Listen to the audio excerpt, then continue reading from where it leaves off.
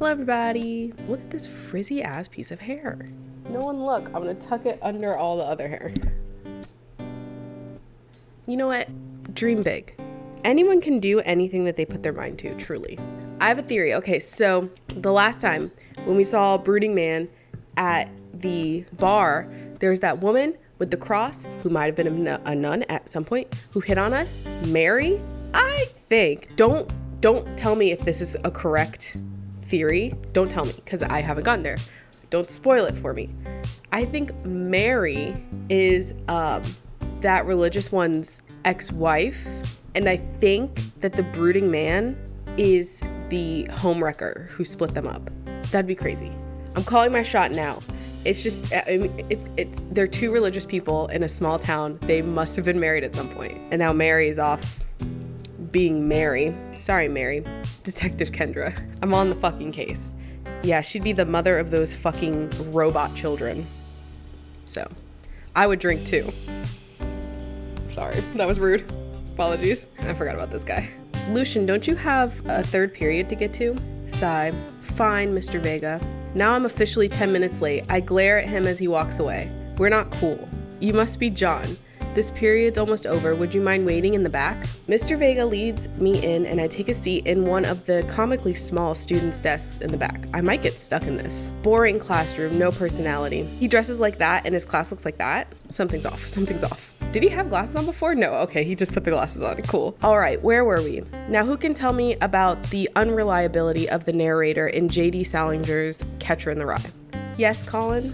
Colin stands up and does the thing where he blows into the crook of his elbow to make a fart noise. I see this as a well-funded school. The whole class erupts in laughter. All right, everybody. Very funny, Colin. Please sit down. Now, Holden Caulfield is an unreliable narrator in the sense that the bell for the end of the period rings. All of the students immediately get up and make a break for the door. Remember to do the reading and answer the response questions on page 194 in your textbook. Nobody's listening. Or not, I guess. If I was in high school, I would hang on to this man's every fucking word. I would do whatever he asked of me. Mr. Vega turns to me and sighs. Middle schoolers, right? Middle school. Don't you teach high schoolers? Both. You know, budget cuts. Oh, man. That is the American way. Thanks so much for coming in. No problem, Mr. Vega. No problem, Mr. Vega.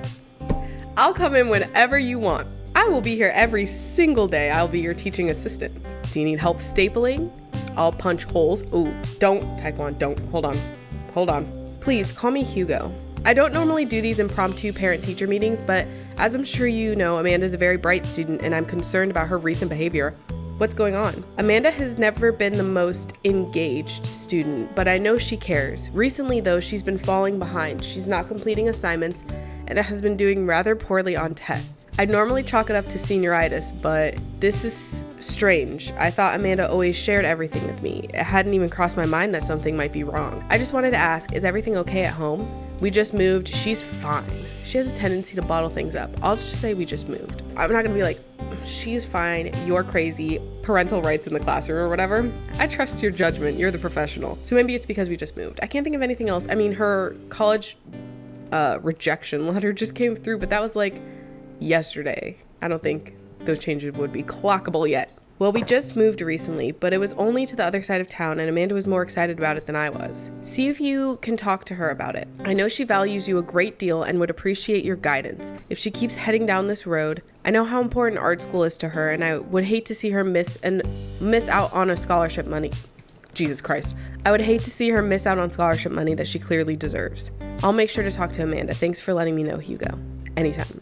Anytime. On my way out, I stop, thinking for a moment. I turn to Hugo. Hey, Hugo? Yes? Do you ever catch that rye? It's pretty good. Solid joke. Yes.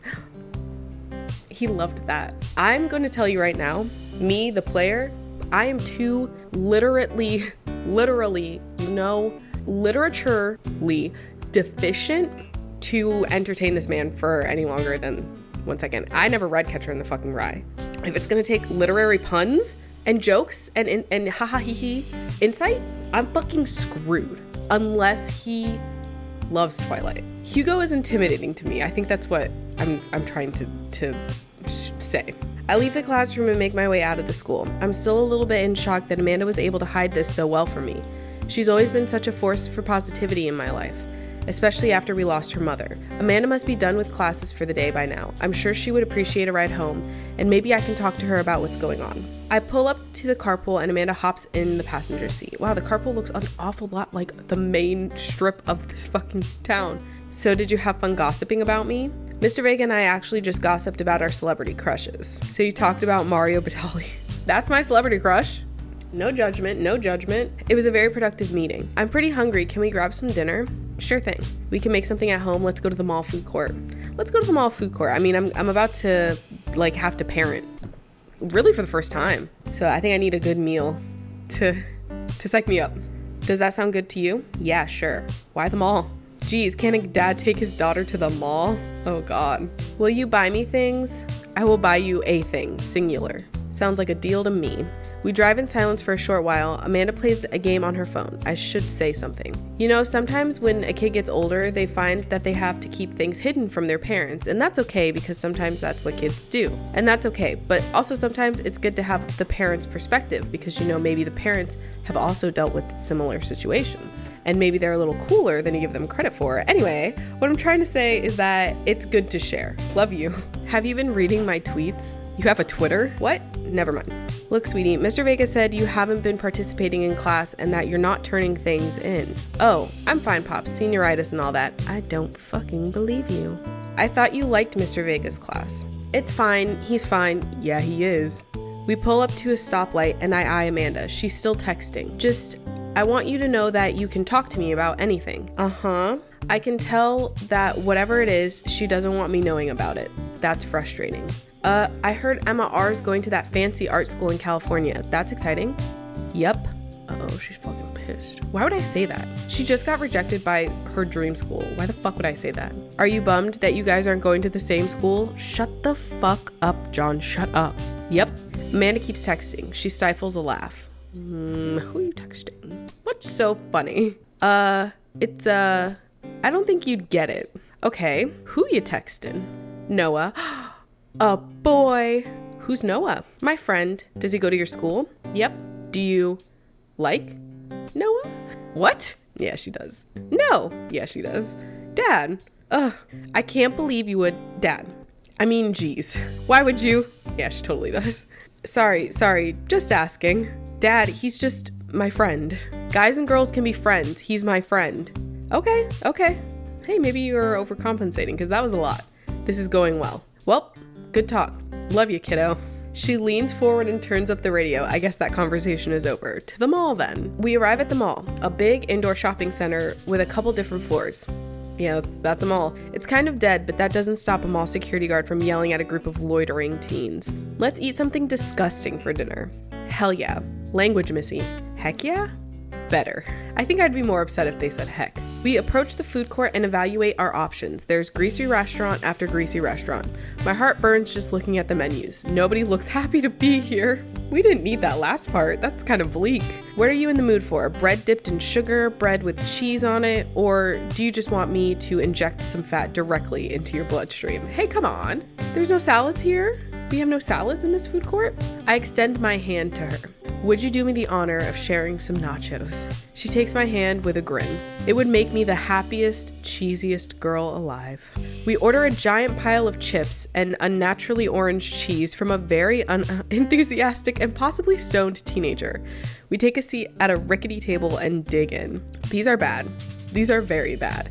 I hate fake melted cheese, but also strangely delicious. We have to eat through the pain.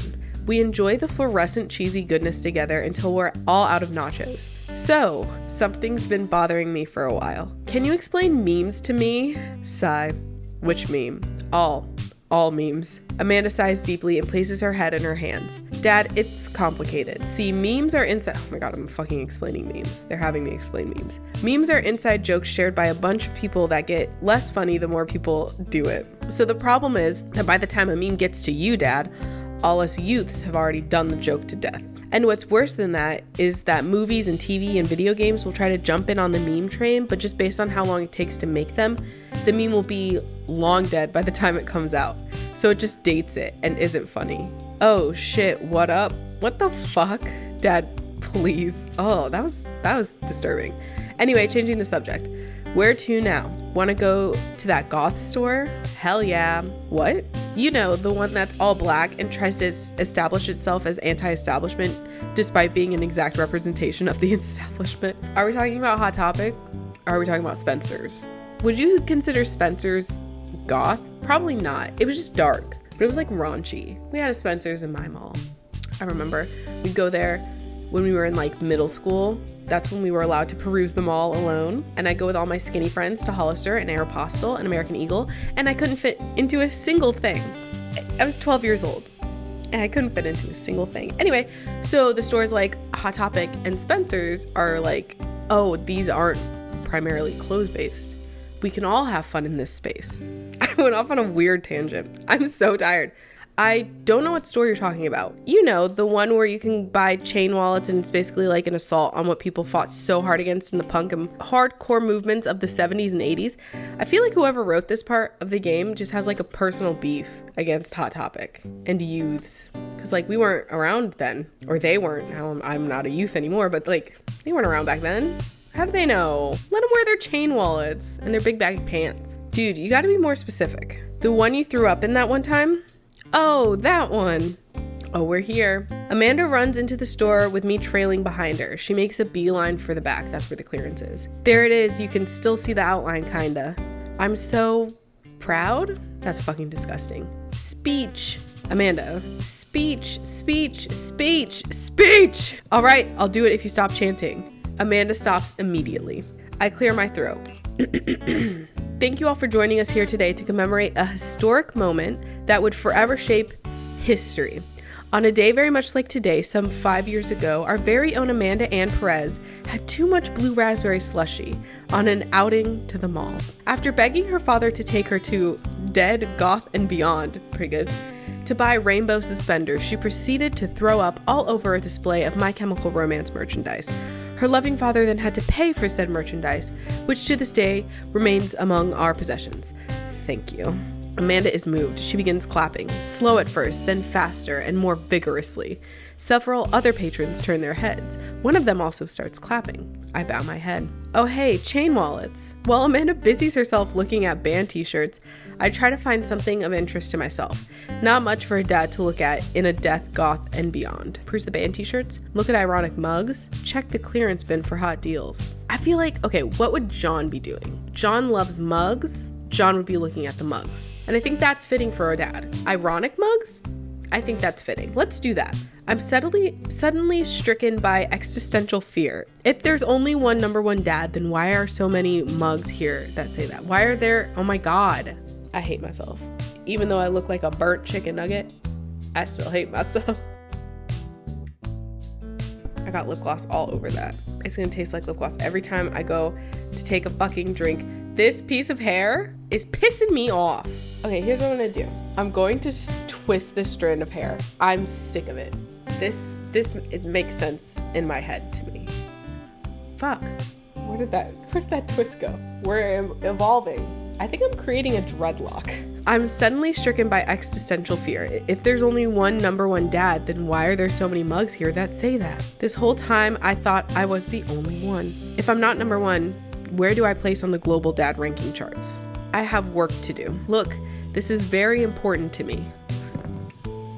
I should have known that it was gonna be this fucking vampire. Hugo clouded my vision. I overhear a stifled argument over the cash register. An older gentleman is carrying a garment and showing it to a bored-looking cashier with pink hair. Guys, I mean, unless something drastic happens to change my opinion, I think we're safe to count this guy out. I mean, we'll see. Maybe he's really sweet. Maybe he's funny. I don't know. Maybe he's rich. I can see that. Don't know what to tell you, dude. I just work here. Why does he have pink eyes? Listen, when I bought this online, the website said this blouse was Victorian inspired. However, when I received it, it clearly held the trademark of Edwardian dressage. Yeah, I fucking hate this guy, actually. I think I hate this guy. Although history is one of my passions, and he seems to know his stuff, but he's being rude to a cashier. That's a red flag. That's 3 red flags, I think. Do you want a coupon? I can give you a coupon. Will you leave if I give you a coupon? Is there a manager present? People have to know what they're buying. I am the manager. I see. Well, it would seem that I have outstayed my welcome. Good day, shopkeep. Your superiors will receive a strongly worded letter by post. Yeah, and I'm sure it's like fucking typewritten. He's a male Karen. He's like, what was Karen in the 1800s?